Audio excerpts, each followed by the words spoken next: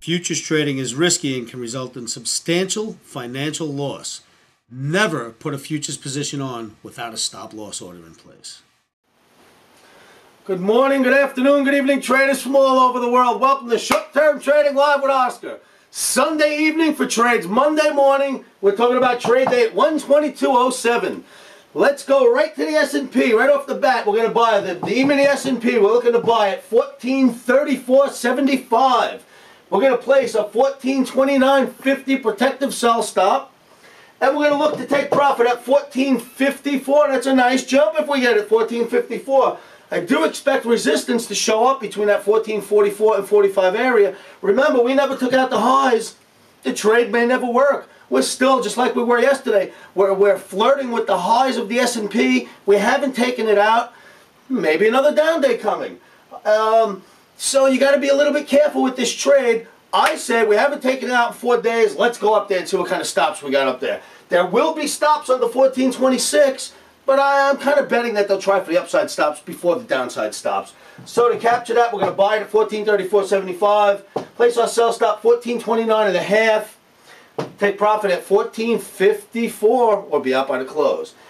With that resistance at 1444.45, you know, if we get somewhere up there and we're long, you want to jump out and take a profit before it never takes out those stops, which could happen, be my guest, jump right out. That would be smart short-term trading. Next, we're going to look at the silver. ZI87, electronic silver. And don't forget, place your orders in the evening markets because I think silver is close to the entry level already. As is, you'll see wheat in a few moments as we speak about it. I think wheat's close to the entry level in the electronics as we speak. For March silver, we're going to look to buy March silver at 1273.5. A little bit of a pullback from where we settled on Friday. Our sell stop would be 1262 even. Not that big of a risk for silver, but hopefully they won't go down there and take us out.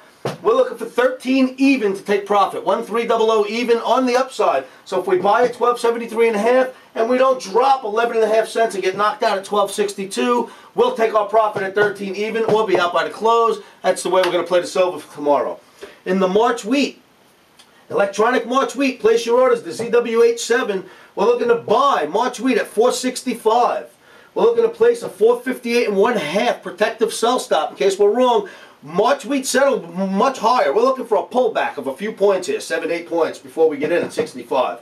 If it holds 65 or somewhere in there and we get filled, very good. If it gets under 58, I don't want to be long the wheat yet until it decides the next big move's coming. So 458.5 protective sell stop. Profit objective is 481. Another nice winner if we can catch that.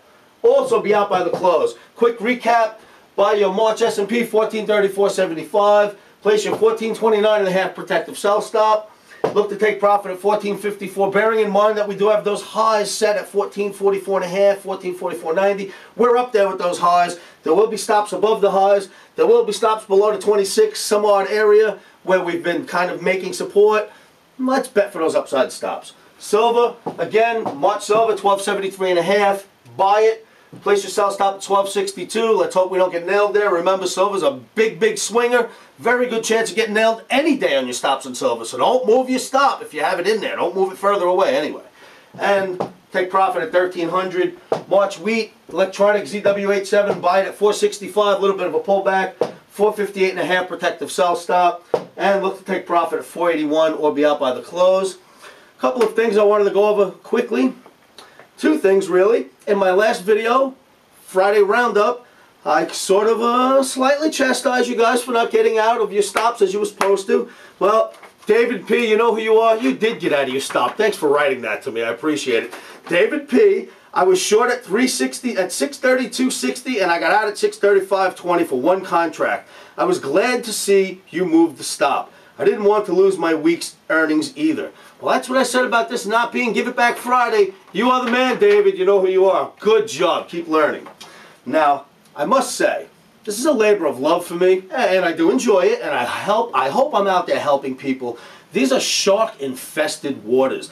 We are toying with the brass ring. Do you understand? When you are trading commodities, it is the brass ring. The only way it gets bigger in this world is if you trade a little larger. But these markets are the markets to trade if you're looking to trade in the brass ring. It doesn't get bigger than the commodities industry. So remember, when we talk about stops, if you're playing the big boys game in the brass ring, you better be sure to keep your stops in place, keep your emotions in check, as we spoke about in the last video, and be prepared to wiggle in and out of these markets. They're shark-infested waters. Keep that in mind. They are. I've been down here. I've been on the floor, off the floor a long time. The sharks are out to get you. They want to take your pocket.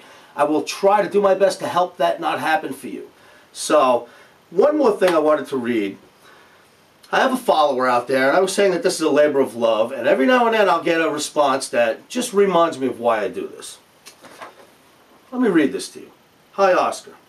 I am not a professional trader, just a mother and wife who wanted to find a way to work from home. 4 years ago, in complete blindness, I wandered into trading. I found my comfort zone as a day trader, which is why I love your videos so much, and yes, I've been on your mailing list for the past 2 weeks, which means she's getting flash updates. Very good, Christine. My main trading arena has been the SPX, the DJI, but now I'm following along with the futures in your show. So she's following along with us. She's not a new trader, but personally, I find your videos extremely helpful. They give me something I'm still lacking, and that is believing in myself. I plan my trades, have my entry, stop, and targeted prepared, and then I watch your video. Let me stop there for a moment. I do not have a crystal ball. I know nothing compared to the next guy. You people out there probably know what's going to happen better than I do. I have developed an ear that seems to be trained to listen to charts when they're trying to speak.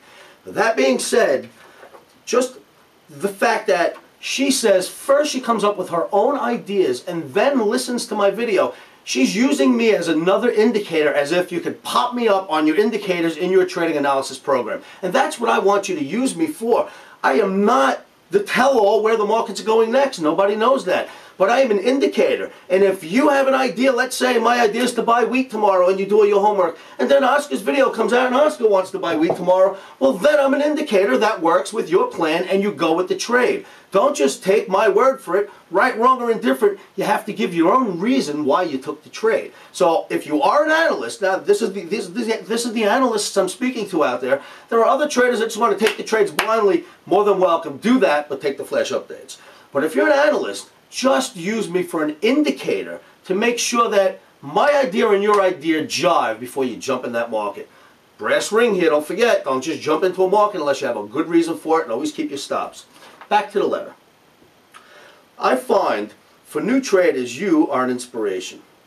I haven't come across anyone before you who will actually show where to enter a trade, but more importantly, where to place the stop. And you know how I am about stops. Place your stops.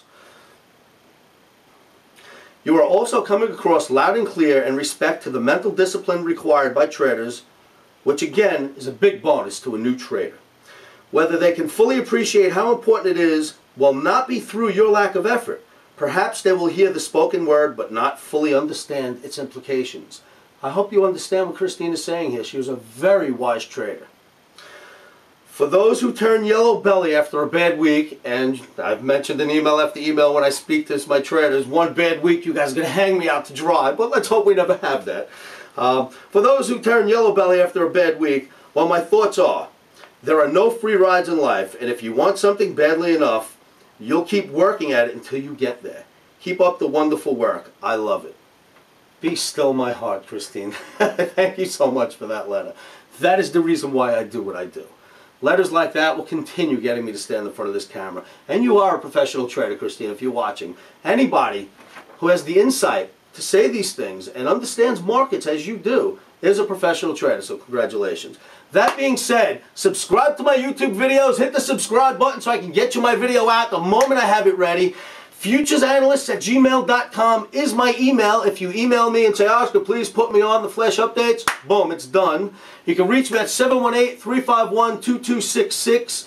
Don't forget, be nimble with your losses, be nimble with your trades at all times. Profit or loss, we're nimble, we're short-term traders. We take quick profits, we take quicker losses.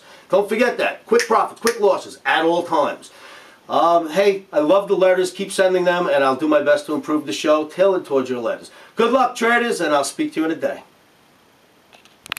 Don't forget the coin challenge, you traders out there. Keep sending in your analysis. It's been fantastic. We'll do a comparison analysis tomorrow evening on bulls to bears on our island formation. Futures trading is risky and can cause substantial financial loss.